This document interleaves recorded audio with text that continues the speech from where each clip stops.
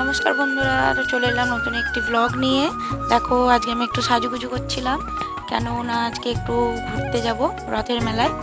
তো এই দেখো আমার মেয়ে বেরিয়ে পড়েছে, আমার মা আসছে আমার মেয়েকে নিয়ে।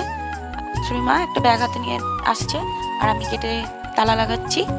এরপরে আমরা গাড়ির জন্য বেরিয়ে যাব, যেখানে আমাদের গাড়ি স্ট্যান্ড, ওখানে গাড়ি আছে, ওখানে আমরা যাব, গিয়ে গাড়িতে উঠবো। এখন বর্ষাকাল, ওই একটু আগেই বৃষ্টি হয়েছে আর ঢালাই রাস্তাটা পুরো শ্যাওলা পড়ে গেছে।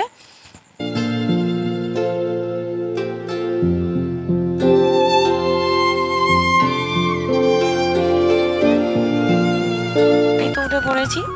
তবে একটা কথা বলি, এই যে গ্রাম্য পরিবেশের এত সুন্দর মনোরম একটা দৃশ্য, এটা কিন্তু শহরে দেখা যায় না।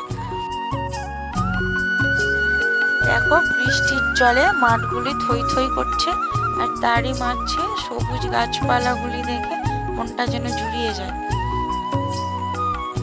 রাস্তার দুপাশে ছোট ছোট গাছগুলি দুটি সবুজ রেখা টেনে দিয়েছে।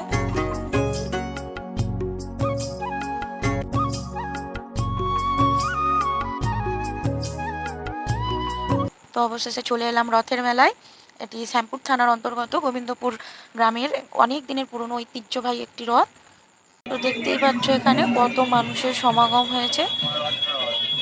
রথ দেখা যাচ্ছে, আমরা রথের দিকে এখন এগিয়ে চলেছি। অন্যান্য বছর তো এগোনোই যায় না, সামনের দিকে এত ভিড় হয়। তো এই বছর বৃষ্টির কারণে একটু কম ভিড় হয়েছে।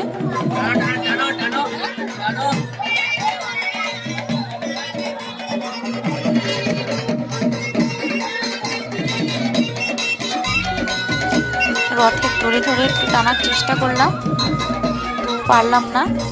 রথটাকে দেখো কত সুন্দর করে ফুল দিয়ে সাজানো হয়েছে।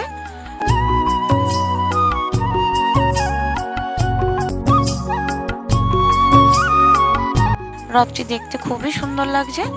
এখানে কতগুলো ছোট ছোট বাচ্চারা বসে আছে, এখানে ব্রাহ্মণ পুজো করছে আর বাতাসা ছড়ানো হচ্ছে একদিকে।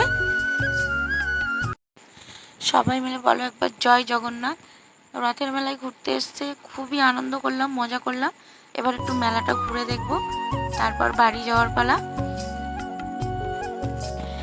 ভিডিওটি কেমন লাগলো সেটি কমেন্ট করে জানাও, আর চ্যানেলটি সাবস্ক্রাইব করো।